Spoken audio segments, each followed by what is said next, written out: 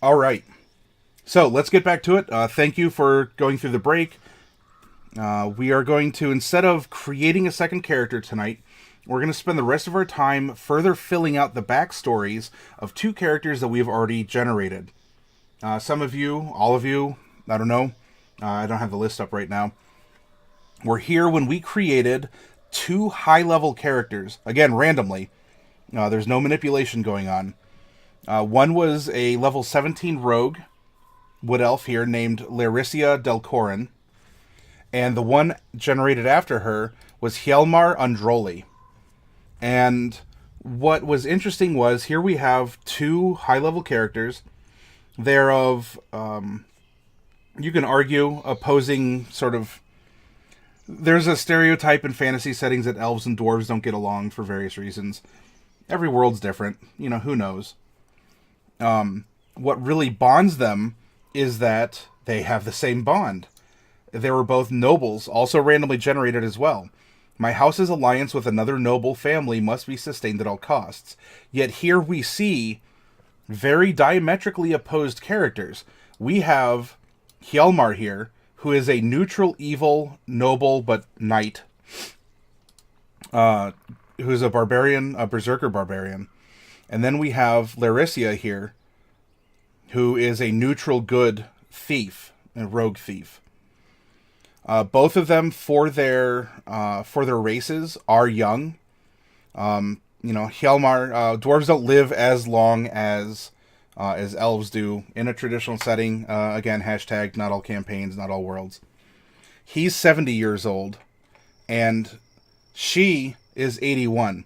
By elven standards, she's a child prodigy, because elves don't reach cultural adulthood until 100. So this would be like, I don't know, you see it a lot in anime. You have, like Pokemon, right? You send like the 10 or 11-year-old out into the world to adventure. Or you get the, Power Rangers, these scrappy high schoolers, 14, 15-year-olds who are going out in the world and saving it, and, the teenagers with attitude. So Lairissia, despite her being a child, is 81 years old. So we have these two characters that are bonded, and they are seemingly doing the same thing in two different ways. Let's see, what do we have? We were talking about, if anyone's just joining us, Havoc was talking about just drinking straight up Lipton. Tried a million different teas, and the favorite is Lipton. And, okay, we were talking about our locations, just some geography and stuff, too.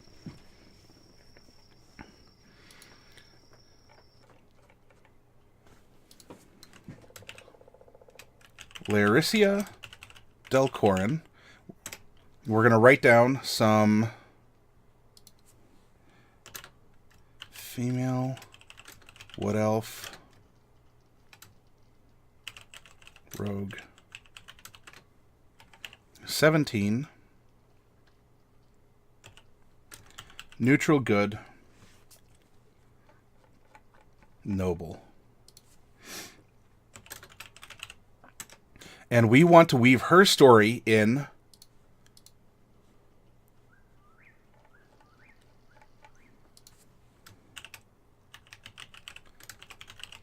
with Hjalmar Undroli, male hill dwarf, barbarian, berserker, 16,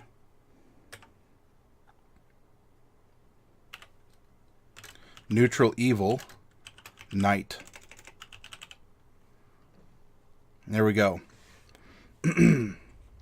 Now, as we consider these aspects, we can flop back and forth between character sheets here and reference what we'd like. If any of you are new, you don't have to know all the stats or anything. You can ask questions or just make general role-playing suggestions. This isn't going to be so much about the characters and character creation as it's going to be about storytelling, weaving stories, having things make sense. Why does someone have or do something? In a traditional D&D game, we have character levels 1 through 20. I should say 5th. Fourth would go up to 30, and it would have 3 tiers. You tell a story generally, or as it was ultimately, purpose to do. You could tell a story over 3 arcs. Here, despite we have a child prodigy elf and an adult dwarf, they're still rather young, right? She was, oh heck, what was he? He was 70, and she's 81.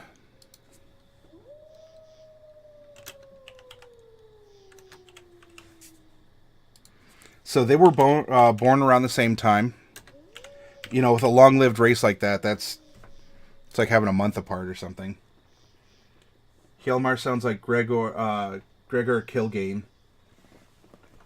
That name seems like it should sound familiar to me, but nothing's ringing a bell. Can you bring up a reference of some kind, Havoc? So, despite their young years, they've been through a lot already, right? If they're already almost at max level. Generally, we have levels 1 to 5, or you could even say 1 to 6 here. This is I'll use the 4th edition term here. We have heroic characters.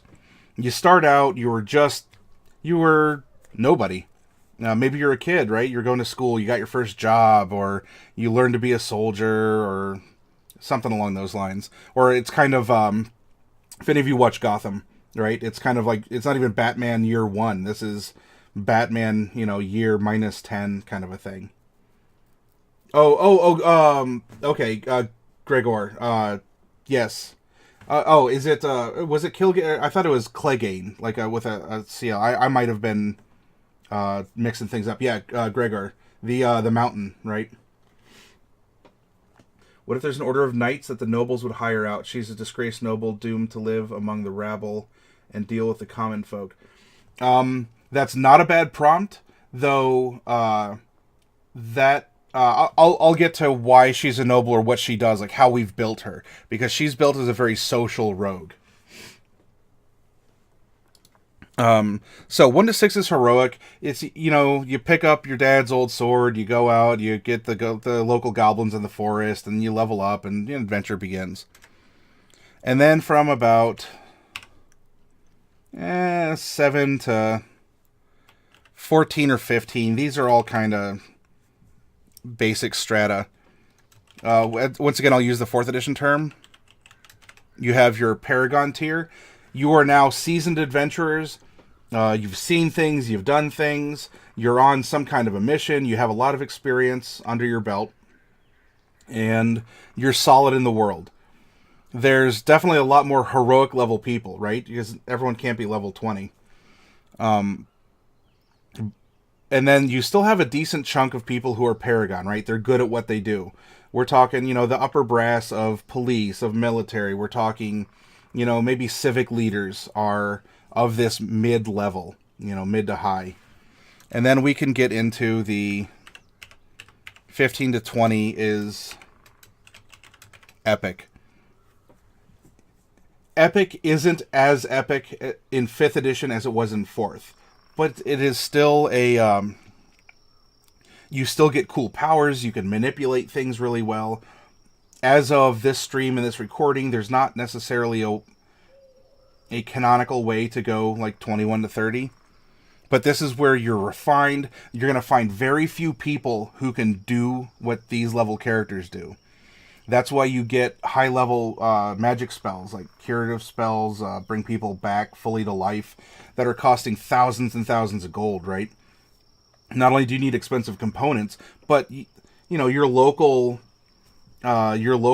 like priest or pastor in a countryside church isn't going to have this power to necessarily directly beseech the gods and intervene on death's behalf. Neutral, but these two... Big Break, yeah, I think we can set them up, if not directly as lovers, as romantic interests, or as kind of like the twin stars of like the Romeo and Juliet, right? Like, they're always sort of around each other, but they can't for whatever reason, they never can seem to actually be together, despite them always having this interest. Or if you guys watch anime, kind of like Lupin and Fujiko, something like that.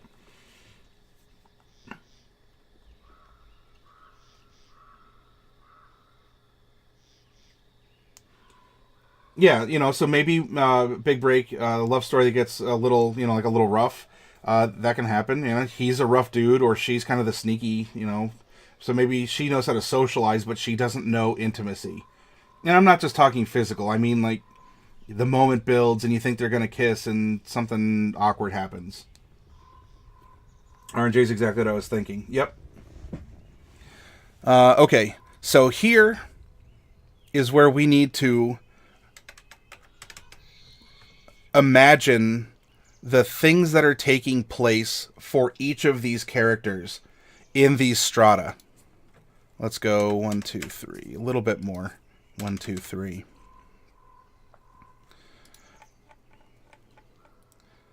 This is Lairissia. So, Lairissa's personality, as of right now, we're gonna have to be retroactive, right? This is the today level 17, epic level Lairissia. I'm sorry, there's an IA at the end there. I take great pains to always look my best and follow the latest fashions. And the common folk love me for my kindness and my generosity. She has noble obligation, also known as noblesse oblige. It is my duty to protect and care for the people beneath me. So that's telling in itself that she does see people as beneath her. She is this noble. And because of that protection, let's go back up to her personality traits. The common folk seemingly just love her for it. And she looks good doing what she does.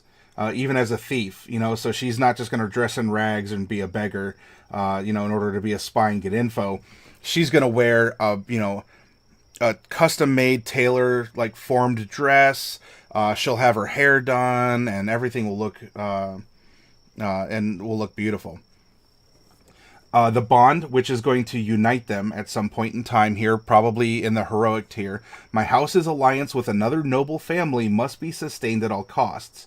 Meaning we need to then go and do a little background and develop the Delcorin's family. And her flaw, in fact, the world does revolve around me. So she's kind of conceited, maybe a little narcissistic. Big break. He's still stuck on Julia. She betrayed him with his best friend. Delcorin says, sounds like Baron Zaya. I'm not familiar with that character. And he still chose her over Faye. So, based on Lairissia here, starting out, she is born into the Delcorin family of elves. They're nobles of some kind.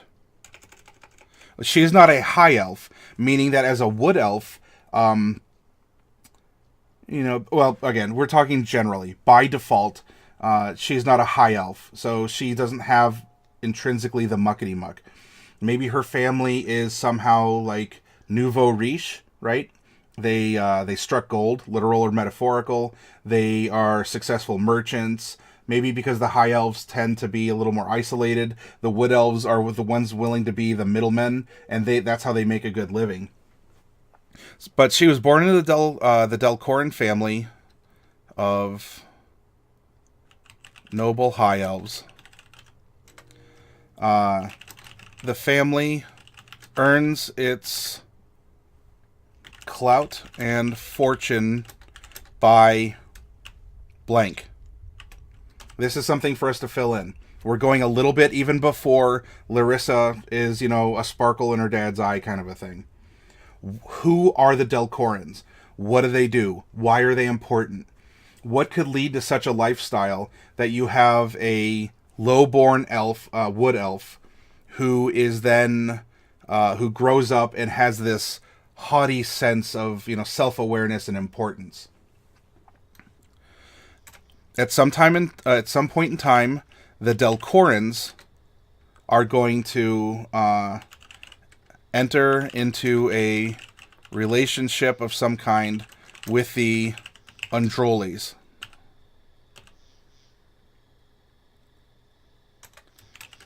The Undrolis, who are hill dwarves, earn their clout and fortune by, again, something else for us to fill in.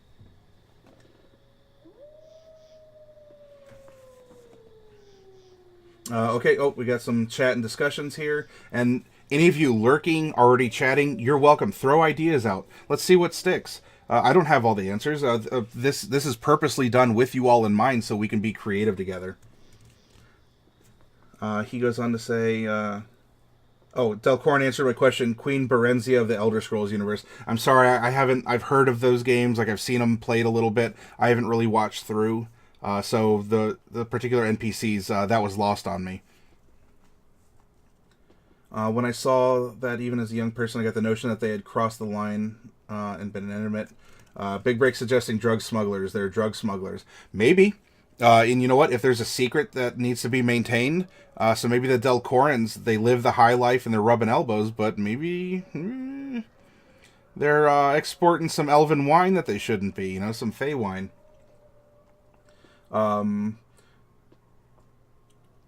We also have, I was thinking information trafficking. Yeah, that sounds better, more social. So maybe they are who they are because they know people, they know secrets, and some secrets are worth a lot of money.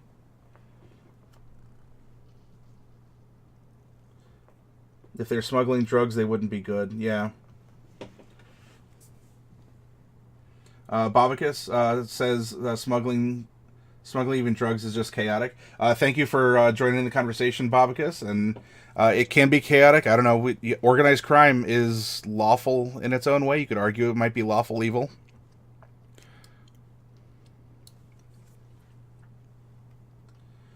We have the family earns its clout and fortune by being information brokers, allowing them to live above their station, as others would call it.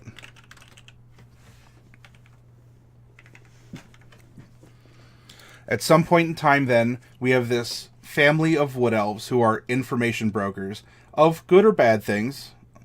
The Delcorins enter into a relationship with the Undrolis. The Undrolis, for any of you joining us here, we have Hjalmar Undroli, who is sort of a male heir in this family.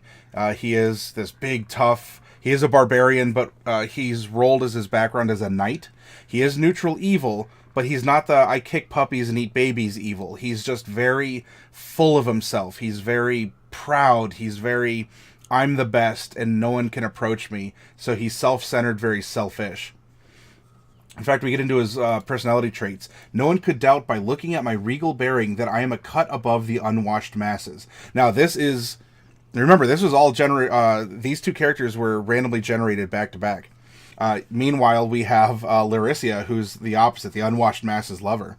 My favor, once lost, is lost forever. So he's very judgmental. His ideal is power. If I can attain more power, no one will tell me what to do. And he shares the same bond as Lairissia, which is making the story even possible. My house's alliance with another noble family must be sustained at all costs. So we need to figure out if the Delcorins are info brokers. How do the Undrolis play into this? Is there a secret that's shared between the two families for culpability, responsibility? Does one have power over the other? So for some reason, one knows a family secret of the other, or maybe they each both know secrets, and it's kind of a mutually assured destruction that, if you tell that we had this dealing or that, something happened, we'll tell and both our houses are going to fall. It's not going to be one or the other. And his flaws, he has an insatiable desire for carnal pleasures. So he wants to taste life and other things. She may not want to, or he's more aggressive about it, and she just enjoys the attention. So maybe it's a little oblivious, because remember, we're running Lairissia as a child prodigy. Again, she's 81 years old. By Elven standards, she's not a full adult. Like, she hasn't reached 18 like our modern day human society said. So maybe he wants to pursue a physical relationship with her, and she just doesn't get it, right? She just loves the attention and the affection, so she'll bait him along or something. But we're kind of catching up maybe more into where the characters are intersecting. Right now we're talking about the families and the history that these two characters are going to be born into and then navigate through. Knowledge is power. If they were smuggling drugs, okay, so Babakis's comment, yeah, because if it were a medicinal drug like a real life one, it would be chaotic good if you sold that. And dwarves are known to be neutral evil. Like if the kingdom, but on a banner, neutral.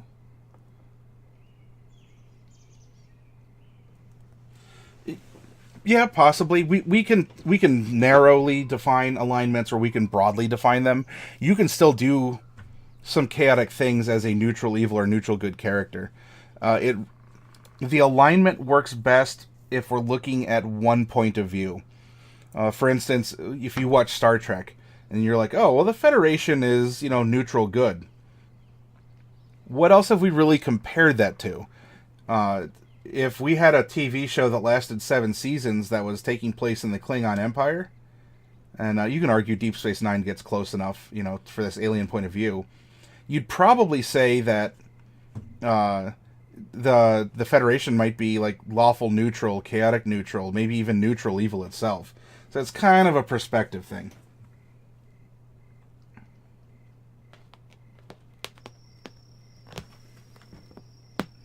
Hi, Rachie. We might be seeing a cat on stream soon. It looks like he wants some attention. You gonna come up, buddy? You are? Oh, my. Well, everyone, here's our guest. I get to look over him.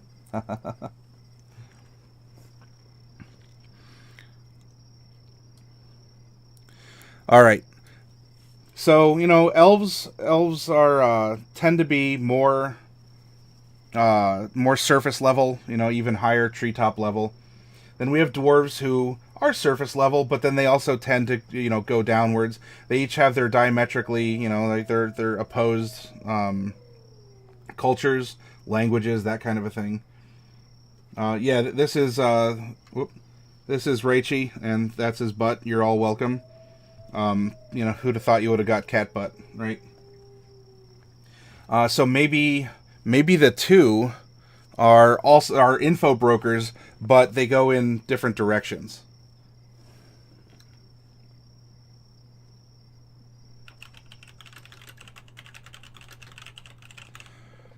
And you know what? Some races might want to work more with elves than dwarves, and so these two families maybe are forming a yin yang style, right? You have the complete picture, but it's sort of an unbalance that balances itself out.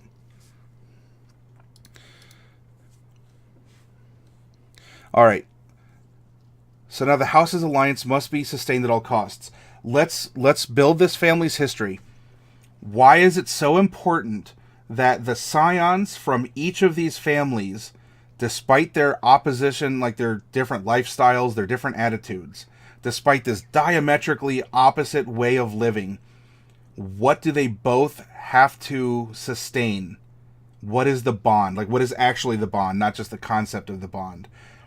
Is it a secret? Is it just a business partnership that everyone has to, grin and bear it? What is going on between these two families that is spanning the alignments, the social norms, that's challenging the I already said social norms. It's challenging the system. Memory throws out there, they came together through the two families needing an alliance, possibly, trying to find a bond of some kind to defend themselves against a common threat of some kind. They are the chosen ones from the two families to relay information between the families. Okay, so each Memory's throwing out there that each are actually the messengers, and so they alone are the ones who meet, because maybe, I don't know, they publicly don't get along, but privately each of them meets up to sell that. Okay, that's not bad. Each family assigned the task of passing information through their scions of Hjalmar and Lairissia. Each meet on a somewhat regular basis in order to privately keep their families together and exchange the currency spaces of information. Very cool.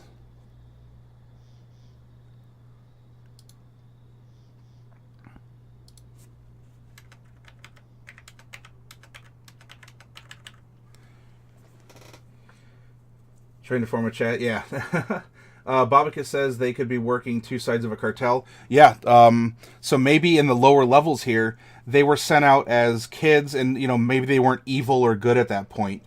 But, they were innocent. They were sent out because maybe that natural rapport needs to grow so that the adults can stay publicly, publicly at odds, or, they have their public faces. But then they allow these two kids themselves to come together. I mean, when I say kids, we're talking, each of them would have been in their 50s and 60s as like a kid, not even a child prodigy. In order to like develop a natural bond that's kind of suppressed. Each meet on a somewhat regular basis in order to privately keep their families together and exchange the currency of information. Each goes on to discover that they are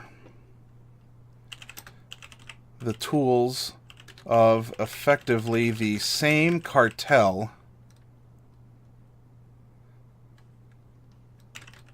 after having developed a platonic and innocent friendship or relationship together. That means finding out this big sort of plot bomb, right, is the level... This could even be the level 1 adventure kind of a thing. This drives a wedge between them as they mature and their roles in their families / culture begin to grow more strict. This also in storytelling is showing the loss of innocence, which is a very common theme that many stories use, and it's easy to come along with.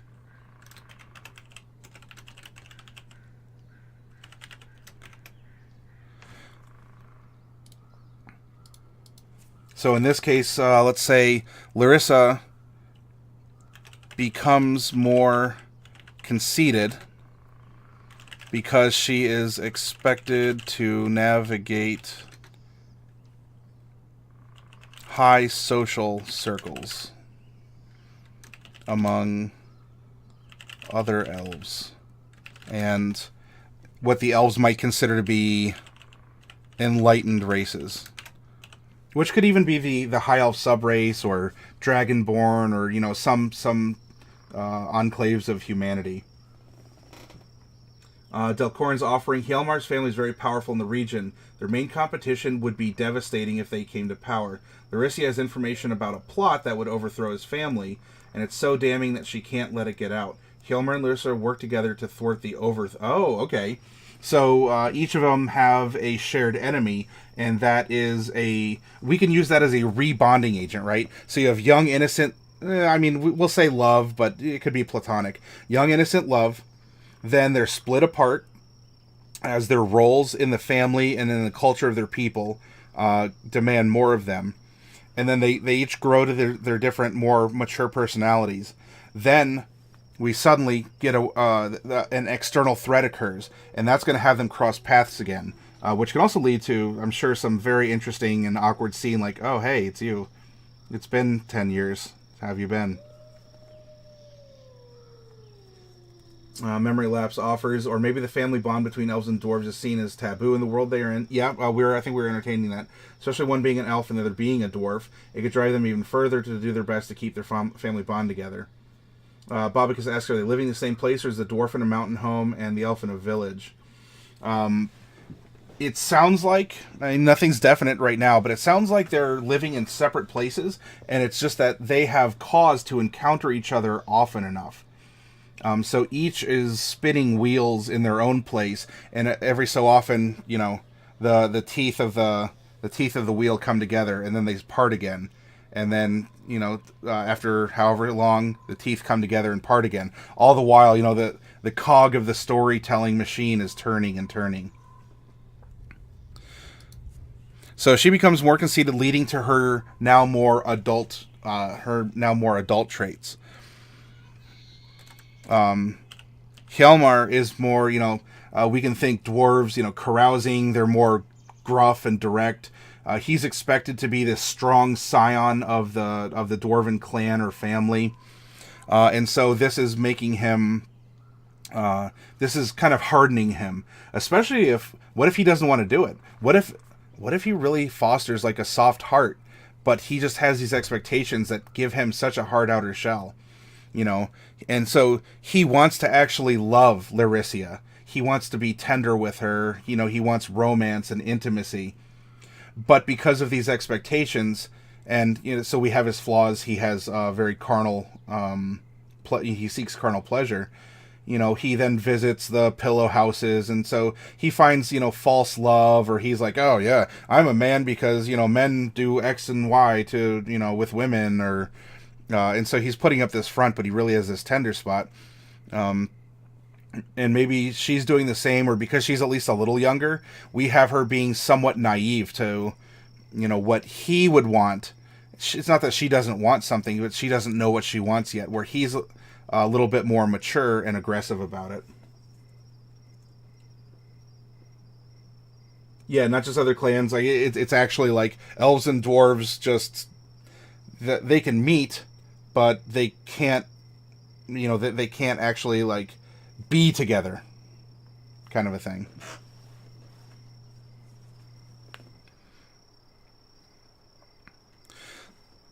Ends up becoming gruff and jaded, very masculine, and needing to constantly prove himself.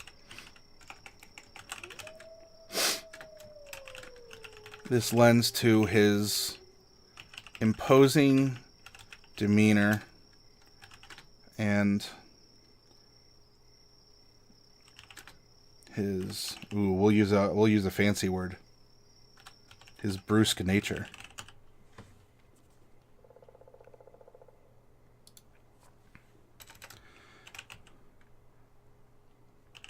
Their relationship, and it doesn't, at this point in time, I don't think we have to say it's, like an intimate relationship, but their relationship itself is taboo, let alone the two races generally coming together for anything more than commerce or a shared holiday, things along those lines. You get family members that don't get along, but they'll still come together for Christmas or Thanksgiving or, some other appropriate thing. So we build this heroic, they're young, they're these level 1 adventurers, they're happy, the world is a big open place, and they have a job. Each of them has a job, and they're very important. Their clan, their family, whatever, needs them to do this.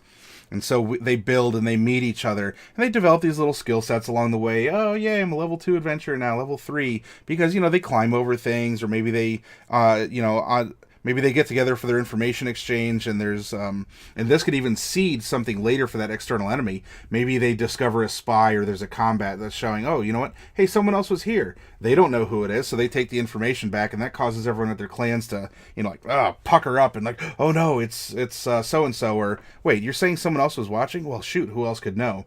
That sets other gears turning that will then loop back around and whoop, snag them in and draw them into the greater drama. I'm kind of wondering how one manages an information brokering cartel. Well, information is a commodity like anything else. You pay for the service. You get delivered information that you're seeking. It can be worded very specifically. You are also a middleman of sorts between various, entities, business, racial, legal, governmental, something along those lines.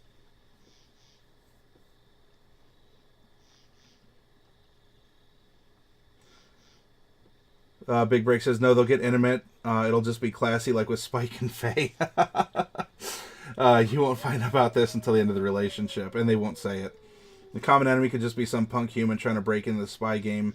It'll be the way she talks to him when he leaves.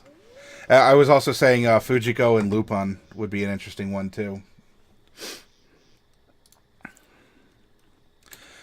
So they've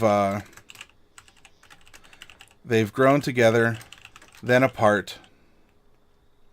We seed in some mystery before the split that causes it.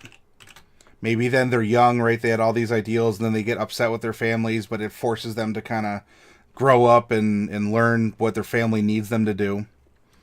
Then we're going to have an external threat, such as a competitor who wants to move in or has some dirt on the families. Damning evidence.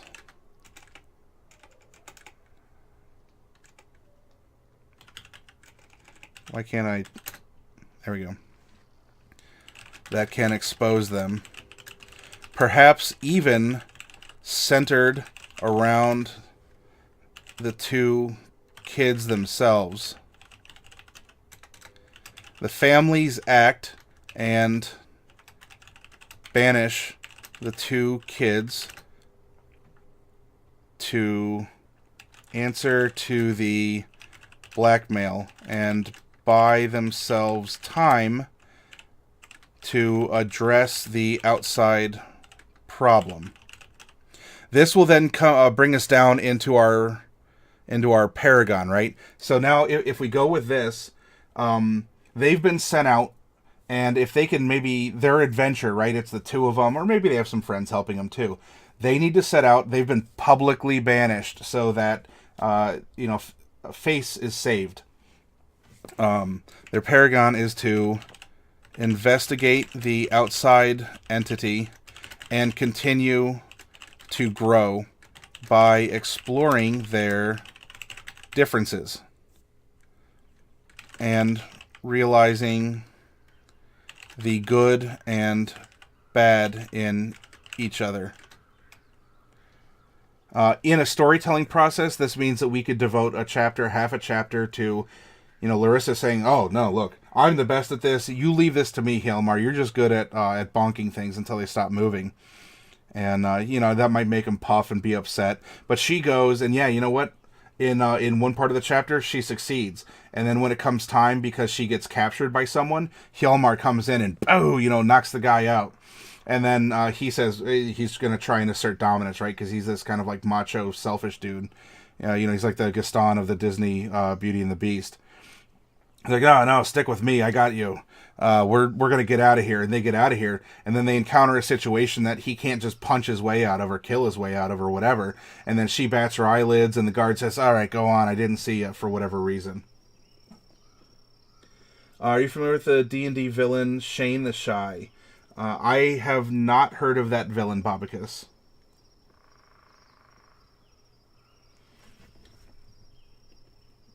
Someone much hungrier and nastier than they are who starts killing common agents or makes a pact with some dark entity.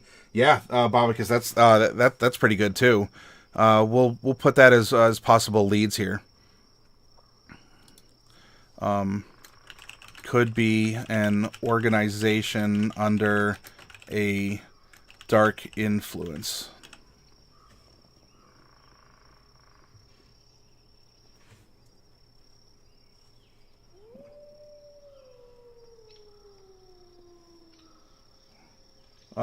Let's see.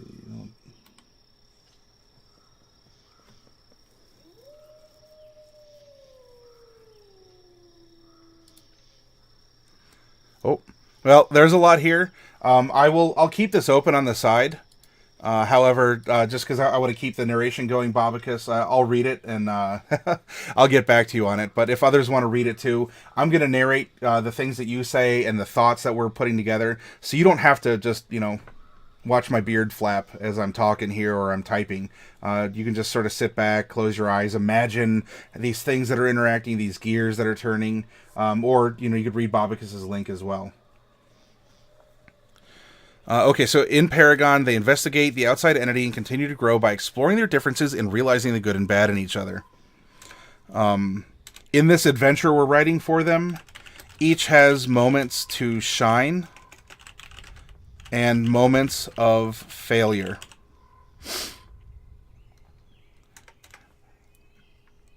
I, as a DM, as a storyteller, as a writer, do believe in high risk and high reward.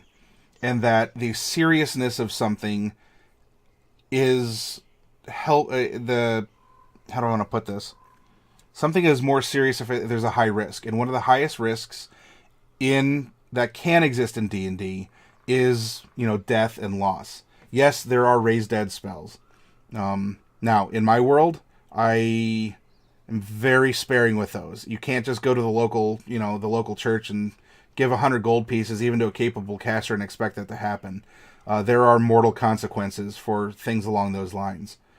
That said, I own a comic store, and I don't like when they just recycle, oh, so-and-so's dead. Hey, you sold issues. Oh, 2 issues later, nah, that person's not dead anymore.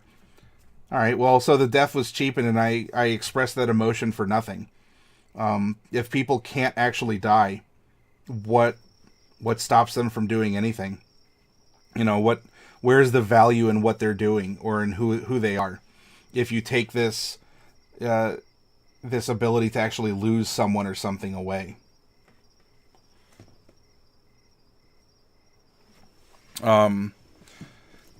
So at some point, one or both face a loss.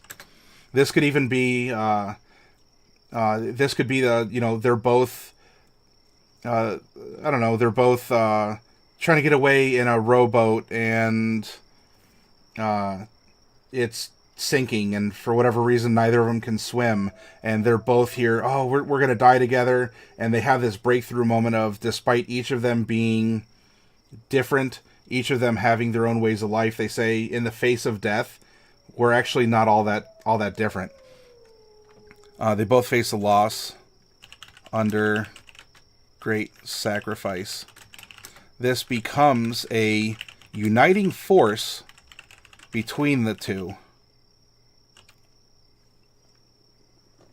She's a child. If people know she's preggers with the kid, they'll think they're trying to produce an heir. We can, I think we can work that in. There's, by the book, and look, this is storytelling.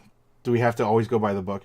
There's not a half-elf, half-dwarf race, but there's rules for making them. And you know what? This is a time for exceptions. Even the, I don't know, maybe what they're facing in this mid-tier is some weird magical influence, or, something happened, and such a thing is possible. Now that they're no longer, well, I mean, the one is like a child prodigy, but, they're no longer the naive, innocent kids. And he is, pushing this carnal relationship. Maybe they both actually will be together physically, but neither of them expects anything to actually come from it, right? It's like, oh, well, we're not compatible. Well, lo and behold, something happens, and they are, for whatever hashtag reasons. And this is an excellent place. Well, I guess I gotta learn my dimensions a little bit better here. This is an excellent place above to put something like that, right? They almost died. And so now there's that breakthrough moment where they confess their deep down feelings, and, maybe they even said, our families are so full of it, and I never liked doing that anyway, but I did it for you more than them. And this is even coming from like, oh, evil beat 'em up Hjalmar kind of a thing.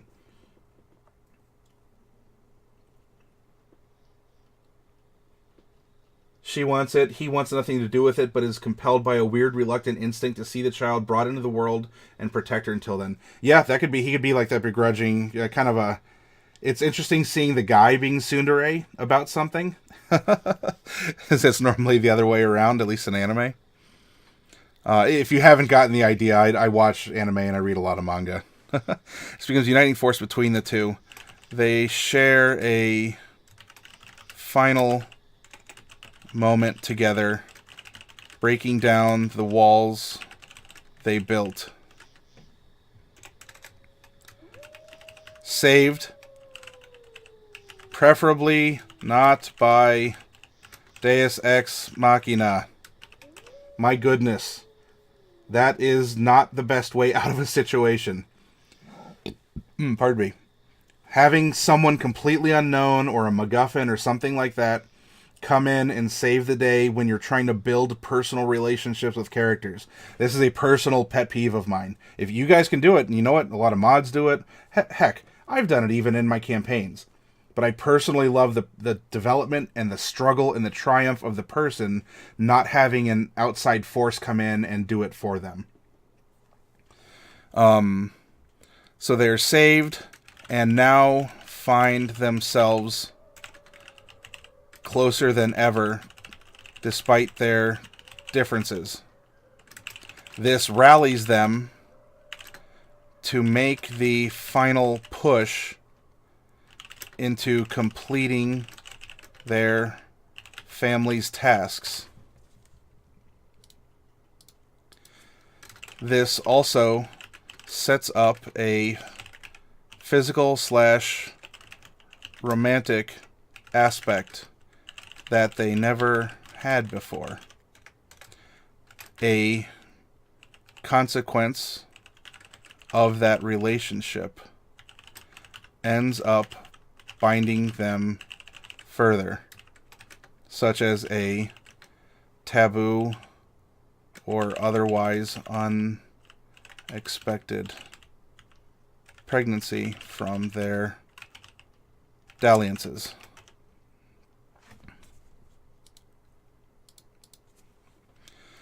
Now what we can do as writers is kind of flip things around on the characters.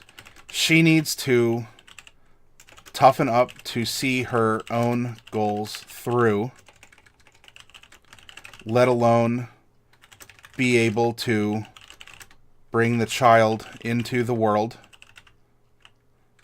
that she wants to be better.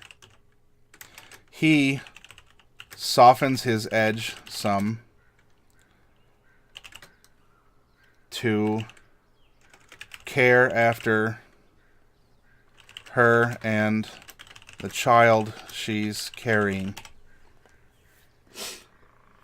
Is this good so far, everyone? Are you getting into this story? I know we don't have a ton of details, but I think we're hitting some good plot points and character development. The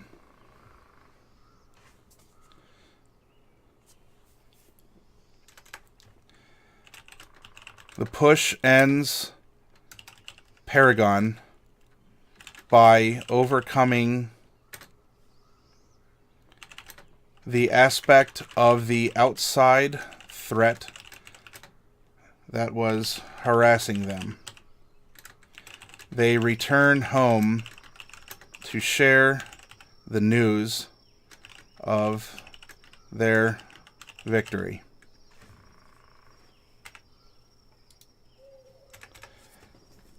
But then,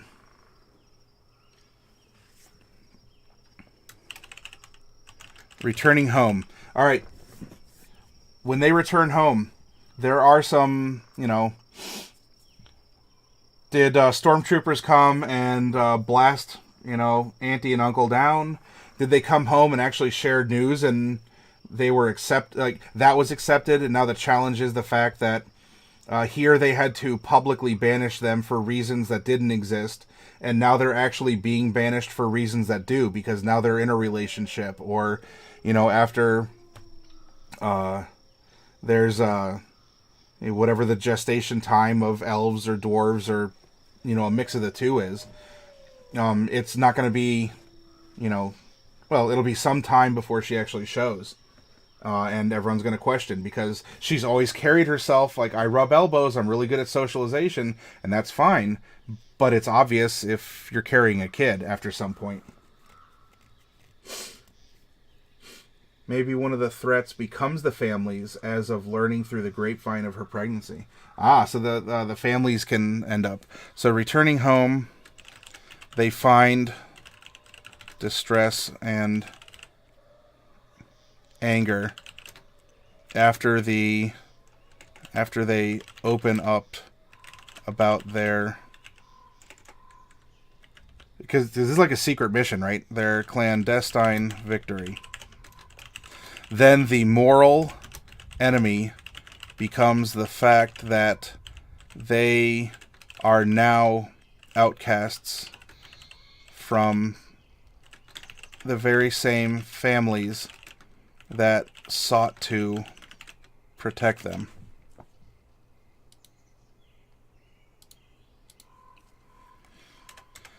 So now we're catching up to present day them for the things that they do and that they have to overcome.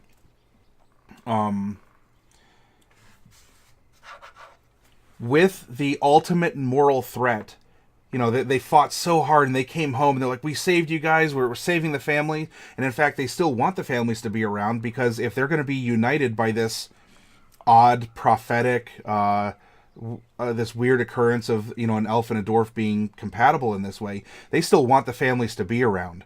So we can have an actual, big bad evil guy, BBEG, who's, oh yes, I'm scheming and plotting. Or, and I've done this in a lot of campaigns, the last boss is a moral decision. That can be very difficult. It's very difficult on the players. It's more so than being able to swing weapons and cast spells at a monster or something. That's easy compared to having to overcome, changing the minds and morals of people.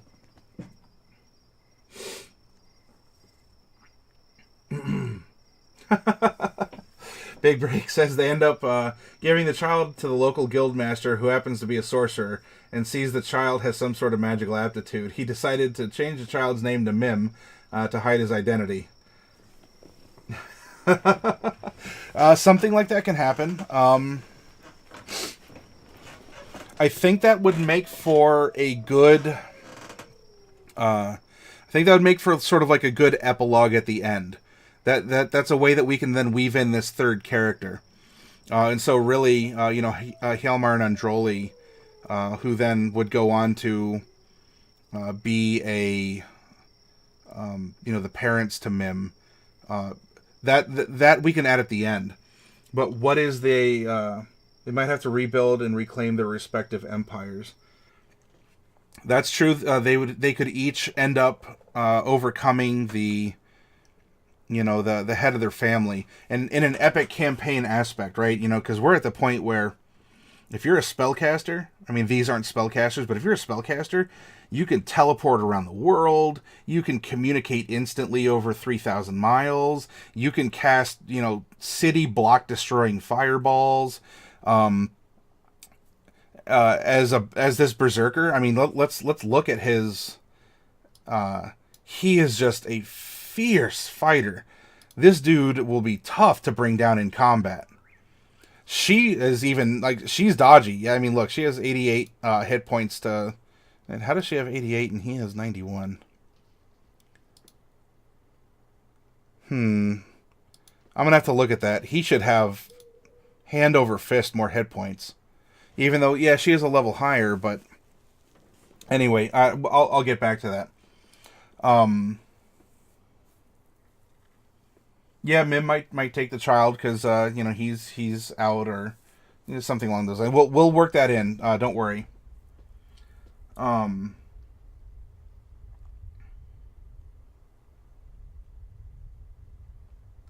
rule the child to be killed after its birth. They give up the child, but the families send out assassins and they turn on their own families. Okay, so we had a part of the story then. It started out, the young innocent love, everything's all summery and, crickets in the background. And then it gets into more of the traditional fighting and espionage, right? Because they have to infiltrate the place, this outsider. They have to work together, a lot of this. And so now, and I'm not saying this is a bad thing, because this, if we create a period of lull, Lull, not that kind. If we create a period of lull, some people's eyes can roll in the back of their head. Doesn't mean we can't spice it up with things that happen here and there. But we have to be careful that everything we're doing is leading to a conclusion that will just, explode, even bigger than what happened in Paragon. A couple suggestions. Being able to wield an axe doesn't mean you can manage an information brokering empire. They rule the child has to be killed after his birth. They give up the child, but the family send out assassins. That's dark, yeah. And of course, that's where my lull came in. My lull emote. Okay. Oh, so memory lapse. So yeah, they get Uncle Ben Kenobi to raise the child, kind of a thing.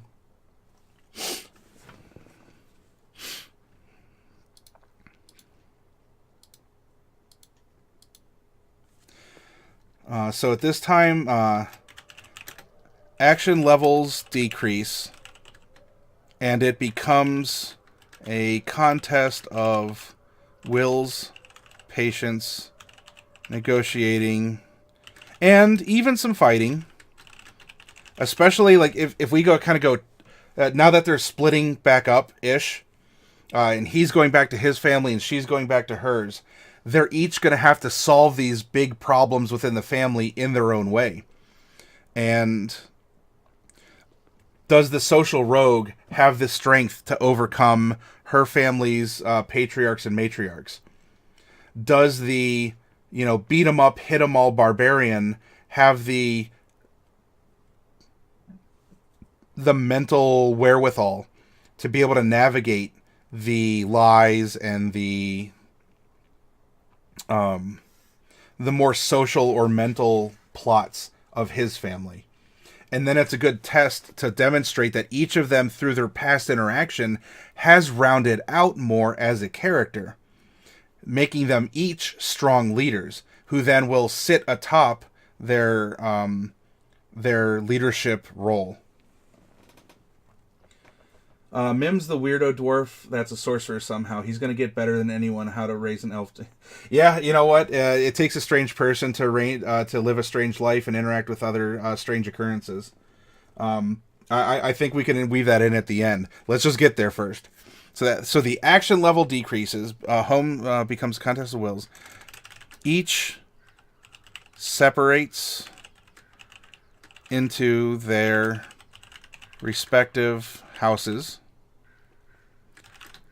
and has to prove they themselves through a mix of physical and mental skill.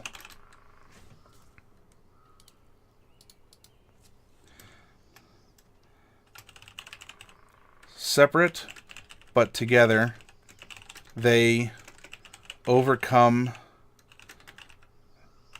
the challenge each house provides them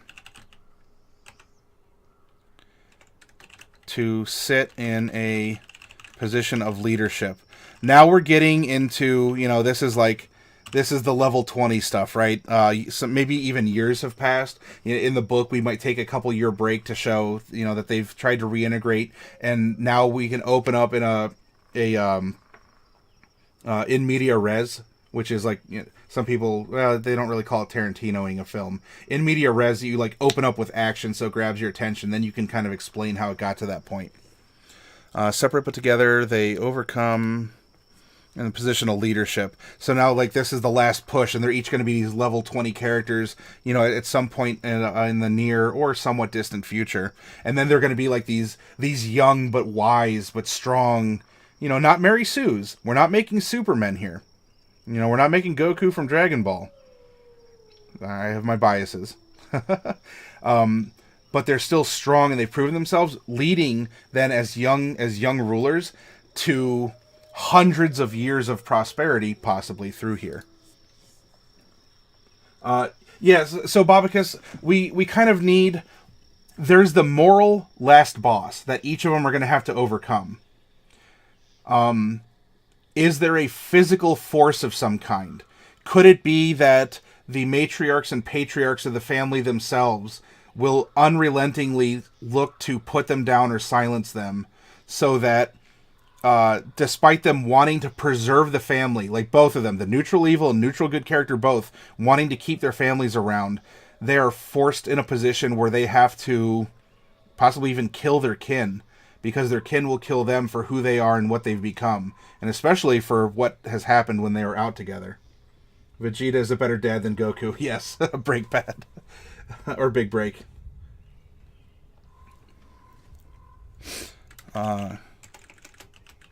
Physical conflict can come as matrons, patrons, or even, you know how there's like there's always the evil vizier or something along those lines. So it's not an outside influence, but it's a corrupt internal one. Corrupt internal influence is forced to be routed in a way that challenges the morals of the characters. That sentence also includes challenging the morals of our neutral evil, like our beat 'em up Gaston dwarf here. It'll be done in a different way, and you know what? As we're developing this story, if you're writing this story as an author, it is showing how good you are, challenging the morals of an evil character and a good character at the same time. Piccolo's the best dad.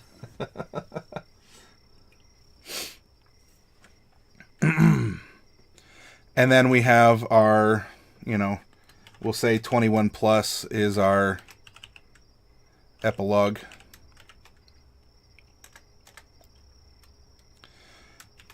Each young person sits atop their family's hierarchy.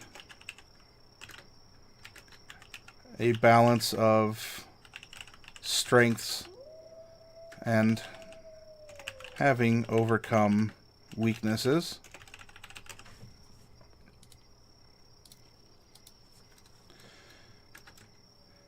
This will help ensure hundreds of years of prosperity, let's spell, to come. However, dun dun dun, the two families ultimately can't reconcile amid all of the others unless the child is no longer around. For proving themselves, the child doesn't have to die, but it has to die in some way. There needs to be a public show. Because ultimately, you can change, you have more influence in your household. But if you wanted to try and argue some point that, something your family does, some families celebrate birthdays, some don't, you are now arguing against every other family in society. That's tougher. But maybe your family in this case will cover for you and say, look, we're happy. You're the head. You've proven it. We don't want to take you down because if anything else, you're useful to us, even if they think they're still in control. But the kid's got to go. More comments. A war between the elves and dwarves, or rumblings of war, and the two must work together against their house to prevent it. So yeah, if we're doing an epilogue or a final chapter and an epilogue, if the child stays, everything they fought for and lost, which is important. Like, what if one of them had to kill their own parent? I mean, geez, heaven forbid, right? But to be thrust into that situation where you have to do that and then learn afterwards, after that great sacrifice you made, or I don't know, let's say that Lairissia somehow, like, she loses a hand or something, right? And she's no longer the rogue that she once was, or this beautiful, naturally beautiful, I should say, this naturally beautiful socialite rogue. You know, what if she kind of gets like the Jamie golden hand, or she has to cast an illusion or something, like she wears a bracelet that projects a hand, something like that.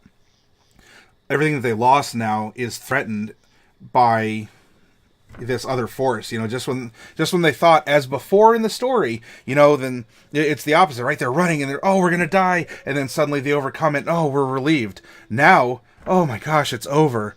We've done it. Everything, all the people we've met and we've lost and we've laughed and loved and hated, and then right then, the threat comes. It's gonna end. If we're gonna end it, if you don't end it, right when they thought they had ended it. That makes for good storytelling.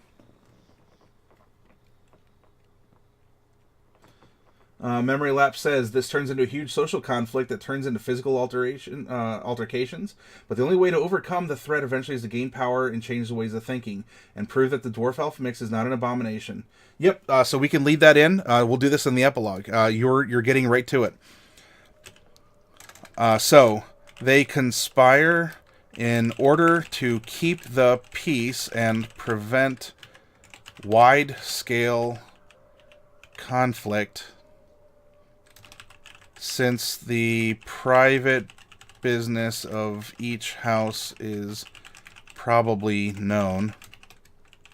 They must give up their child as dead, so it no longer threatens the status quo.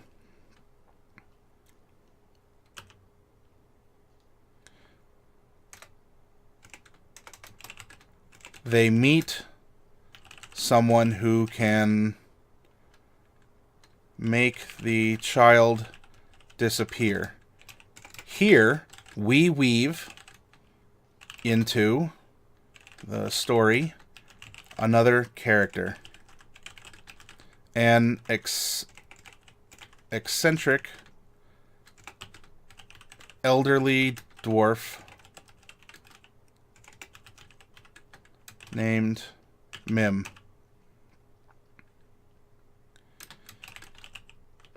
He promises to care for the child, and being odd himself, doesn't have a problem in raising an odd child.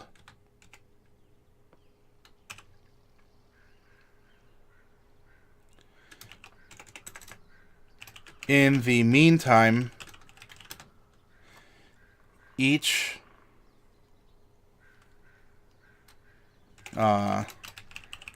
Lairissia and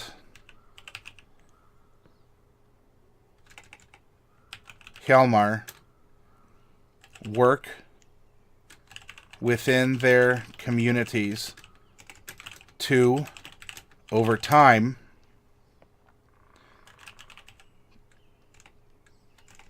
challenge or change their ways, using their hard-fought influence to do so, one day at a time.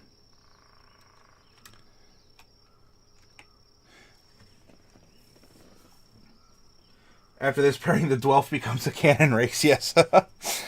We had, hearing a Dwelf reminds me, in the game that I play on Mondays, Drow make what are called Driders, which are like half Drow, like it's a spider body with a torso of a Drow, or so, you know, so like a spider centaur kind of a thing. So we had discovered some that were made by dwarves, and so we had a conversation around the table. Should we call them Dwighters, or do we call them Sporfs?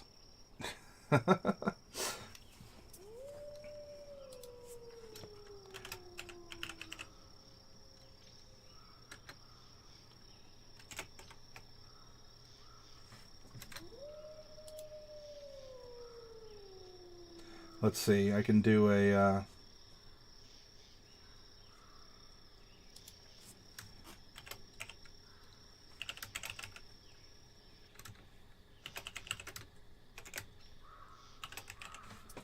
we can do a yay or nay here.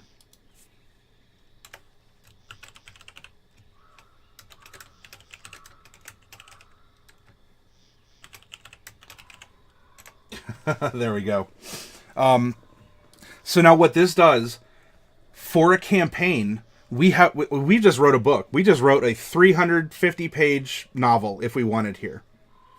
And we've set it up so that now we have this interim, right? And so maybe this is where this is even like 50, 100 years before we find the current Mimm himself. And then, so we introduce the character of Mimm. Mimm is raising this child, this different child. And then Mimm's events occur. And then, so he and the child set out, and maybe something happens. Because, look, Mimm's an older dwarf. He's not going to stick around for, much longer than another 100 years at most. And so this dwarf child grows up. And then in a future story, the dwarf child comes back to the region that the elf and dwarf, this conflict happened. And as a reader, you get to see what has happened during all that time through the eyes of this child who didn't know any better. And then, of course, we can reweave the characters because they had to be, they still have feelings for each other, but they can't be with each other. So there's kind of been a wall built between them. And the child comes back and, proves that, or like challenges the system that they've set up. There's all sorts of things we can do there. That could be even weaved into the early scenes and the mental and moral conflicts within their own emotions when she realizes she was with child. Yeah, that leads to good internal monologuing. That turns into great character, not narration, character internal exposition. Like when you're providing exposition, you may not lay out your thoughts like that, but as an author of a story, if you're telling this story, you can say, and as she sat back we got crickets in the background right now, right? As she sat back in the cool grass and, she had her hands on her belly and she was thinking of the future and all this other stuff. Would you do that in a situation? Maybe, maybe not. But you can explicitly say it while it is natural.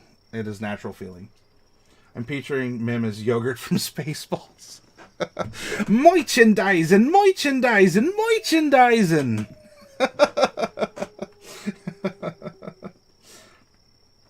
Oh. We got Mimm signs. We got Mimm paintings. Hi, Rachie. You gonna come back up and show everyone your beautiful stripes? No? Okay. Well, there might be a cat. So, this needs a little touch up here. And again, at some point in time here, I'm going to get a Dropbox made, and all the stuff that we're doing in chat, whether you're a new viewer or lurker, the characters we've made, these backstories, I'll put it in there and make it publicly available for you all. These are meant to give you ideas, something to go on. Spaceballs the flamethrower, Spaceballs the toilet paper. Yes. You like it. You love it. You need it. So here we go. Guys, girls, we have just made a campaign that has taken characters past epic. Like we're signing a contract for a multi-book novel series here. It has everything. It has romance. It has action. It has moral conflict, physical conflict. It has, depending if you want to push the maturity level. Like maybe we can make it an older teen title kind of a thing, depending on the adjectives we use in certain situations. But it has. We've just made a story that has it all. It's that easy to do. Here we sat down. We got this done over the course of, I don't know, an hour or so. Probably a little bit longer than that. And we have this complete story for these two randomly generated characters. We didn't know them before. They could have been anything and anyone, yet here they are. And we have now we've made an entire region of a world. We're incorporating threads of culture, of expectations, all of this. And we did it over the course of a couple hours. Hopefully you all are entertained and you feel proud of yourselves. Maybe this is giving you ideas as a character, as a DM, as an author. Heck, I don't know. You're just sitting there and you're looking for something relaxing. I did put this in chill streams for a reason. I want this to be, you know, I'm not doing ASMR necessarily. Like, it's time to sleep. Sleepy time. You know, I'm not necessarily doing that for a chill stream, but you know, we're in this to you should be able to just lay back and listen to this and enjoy it and soak it in. Yep. Del is absolutely bored out of his mind, hates everything, and after exclaiming "Oh," passes out. Here we are breaking into Forgotten Realms universe. Okay, I'm going to take another quick break, so I'm going to put that card back up, and maybe like 10 minutes or so if you guys need to use the bathroom, get some snacks, you know, some chips and dip, pet your cat or dog, do whatever, do whatever you got to do. We'll come back and then we'll finish up the streams with a little Q&A. We can refine ideas. You can ask questions about what we did here, about something else completely. Are you curious about how a spell works? We'll do some Q&A afterwards.